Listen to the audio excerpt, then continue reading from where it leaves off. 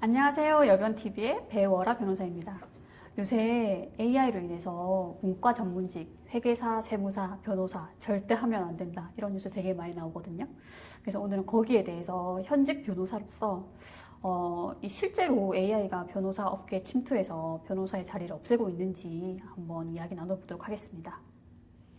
변호사님, 요즘 네. 이제 AI 굉장히 급속도로 네. 발달을 하고 있어요. 요즘 실제로 일을 하시면서 네. AI가 이렇게까지 발전했구나, 이렇게 실감을 하는 그런 경우들이 있으신가요? 엄청 많아요. 왜냐면 제가 처음 변호사가 됐을 때가 한 11년? 12년 정도 전인데요. 그때는 변호사가 처음 되면 이 변호사 방마다 있는 그 책꽂이에 온갖 책을 가득 채우는 것이 당연시 되었어요. 그게 마치 이제 변호사가 된 통과 의례처럼 책을 사서 그냥 막 가득가득 채우는 거예요. 근데 요새는 일단 새로 개업하시는 변호사님들이나 제 후배 변호사들을 보니까 아예 책꽂이 자체를 안 사더라고요. 그러니까 변호사들이 옛날처럼 종이에 있는 서적을 찾아서 일을 하는 것 자체를 안 하는 거예요. 이제 그런 것도 느끼고, 그 다음에 두 번째는 뭐냐면은 이제 변호사들이 쓴 AI 툴이 따로 있거든요. 뭐 엘박스라든지 이제 그런 것들을 이용해 보면 신입 변호사보다 나을 때가 많아요. 문제는 신입 변호사를 뽑는다 하더라도 그분들도 어차피 AI를 써서 저한테 보고를 할 거거든요. 이제 그런 것들을 생각해 보면 이제 실무적으로 이제 현실에서 AI가 정말 변호사업계에 깊이 들어와 있다, 이런 거 실감 많이 하죠. 변호사님, 지금 같은 시대에 네. 로스쿨 준비하시는 분들 많으시잖아요. 그렇죠. 이거에 대해서는 어떻게 좀 생각을 하세요? 저는 그 부분에 대해서 생각은 비교적 굉장히 단순하고 명쾌한 편이에요. 로스쿨을 졸업해서 변호사가 되려면 여러분 대략 1억 정도가 든다고 생각을 하셔야 돼요. 본인의 생활비, 책값, 이제 또 인강 다 들으시잖아요. 변호사 시험에 대비하는 인강 비용, 무엇보다 그 뭐 기숙사비, 뭐 이런 거 하면 저희 로스쿨이 6학기니까 진짜 한 현찰 1억 필요하다고 생각이 되는데 1억이 없어도 된다. 뭐 1억이 없어도 잊고 살 수 있을 정도다 하는 분들은 로스쿨 가세요. 왜냐하면 AI가 아무리 발달하고 아무리 판을 쳐도 사실 변호사라는 직업이 나눠 먹을 수 있는 파이가 작아지는 거지 변호사라는 직업이 아예 사라지진 않을 거거든요. 그리고 변호사 자격증은 사실 뭐 내가 1억을 투자하는 게 힘들지 않다, 없어도 되는 돈이다 라는 상황이시면 없는 것보다 있는 게 훨씬 나아요. 그건 불변의 진리예요. 근데 만약에 내가 로스쿨을 다니는 학비, 생활비 이런 것들을 전부 빚을 내야 되고 1억이 너무 힘들어서 내가 학자금 대출받아서 학교 다닌 이후에 변호사 되고 나서 1억이라는 빚을 지고 사회생활을 시작해야 된다.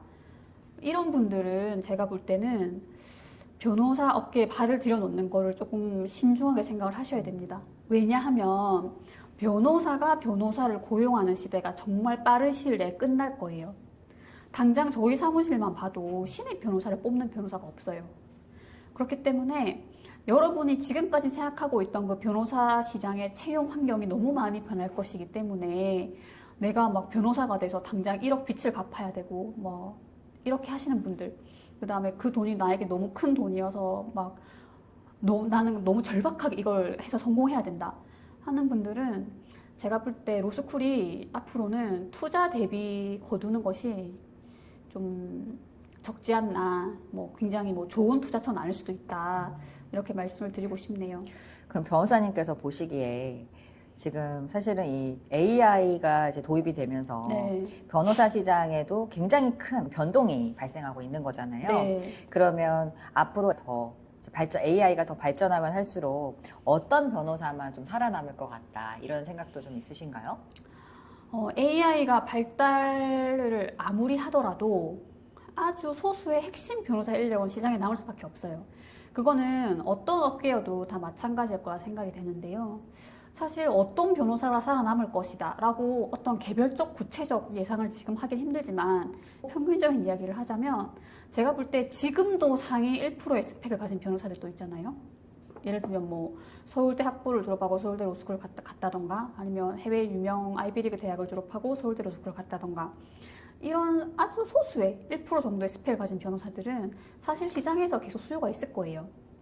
그런데 사실 그 이하의 변호사들, 뭐 예를 들면 쉬운 사건을 하는 변호사들이 계시잖아요. 이제 그런 분들은 제가 볼 때 빠른 시일 내에 급속하게 AI로 대체될 거라 생각하고 있습니다. 변호사님께서 보시기에 네. 지금 일반적인 분들도 AI를 이용을 해서 소송을 많이 진행하고 계시잖아요. 네. 변호사님께서 보시기에는 어떤 경우에 AI로 혼자 소송을 할 수 있고 네. 또 어떤 경우에는 변호사를 꼭 선임을 하는 게 좋은지 어떤 네. 이런 기준을 조금 이런 기준을 제시해 주실 수 있으실까요? 사실 어떤 소송은 AI로 할 수 있고 어떤 소송은 AI로 할 수 없다. 그것은 단정적으로 말하기 힘들죠. 현실적으로 정해진 기준을 만들기도 힘들고요. 근데 사실 중요한 것은 아직 AI가 완성 단계가 아니기 때문에 제가 AI로 리서치를 해봐도 어차피 변호사가 다 수정하고 보완하고 최종 검토는 해야 돼요. 생각보다 AI가 거짓말도 되게 잘하거든요. 틀린 이야기도 되게 많고 뭐 없는 판례 번호가 진짜 있는 것처럼 막 거짓말을 하기도 하고 그렇기 때문에 AI로 소송을 진행하겠다라고 하실 때는 사건의 쉽고 어렵고를 생각하시기보다 내가 변호사 비용을 아끼는 대신에 AI를 사용해서 소송을 함으로 인해서 생기는 그런 위험 부담들, AI가 틀릴 가능성, 그리고 진짜 전문가의 최종 검토를 받지 않은 상태에서 이루어지는 오류가 있을 수 있다는 점, 그런 것들을 변호사 비용의 지출과 관련해서 본인이 이제 비교 협력을 하셔야겠죠. 네, 변호사님 오늘 AI 시대에 로스쿨 가도 괜찮은가라는 주제로 대화를 나눠봤는데요. 앞으로도 이렇게 현안과 관련된 법률 문제, 네. 법률에 대해서 쉽고 재밌게 알려주시면 좋을 것 같습니다. 네. 요새는 뭐 AI가 워낙 갑자기 급부상하다 보니까 이제 변호사처럼 이제 지식 노동을 하는 이런 직업들이 빠른 속도로 위협을 받고 있어요. 그래서 그 부분에 대해서 생각보다 세상이 빠르게 변하고 있고 변호사 업계도 굉장히 많은 영향을 체감하고 있기 때문에 이제 진짜 1억씩 막 이렇게 들여서 로스쿨을 가는 게 맞나 이런 주제에 대해서 한번 이야기를 나눠봤고요. 혹시 뭐 이 변호사 업계의 현실 아니면 뭐 앞으로 변호사 업계의 미래 이런 것들에 대해서 궁금하신 게 있으시면 댓글 남겨주시면 거기에 대해서도 한번 영상 만들어 보도록 하겠습니다. 그리고 오늘 영상이 도움이 되셨다면 좋아요와 구독 꼭 부탁드리겠습니다. 이상으로 여변TV의 배워라 변호사였습니다. 또 만나요.